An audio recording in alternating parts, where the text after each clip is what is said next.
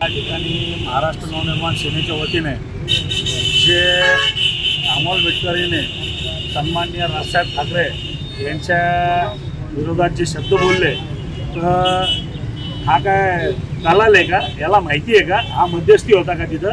तो म्हणतो की बाय राजसाहेब या ठिकाणी सुपारी बहादर आहे, तर हे दलाल आहे का ह्यो? बडवा आहे का ह्यो? जे काही मध्यस्थी करणार आहे का कोणी? हा त्याला त्याच्या गळ्यामध्ये आम्ही अमोल मिटकरीचा फोटो बांधला म्हणजे हा अमोल मिटकरी असतो का? आणि आपल्या ऐपतीत आपल्या अवकातीत राहिलं पाहिजे. नसता आमच्या काही कार्यकर्त्यांनी नुसतं त्याची गाडी फोडली आणि आमच्या जर समोर आला किंवा तर आम्ही त्याला फोडून काढू.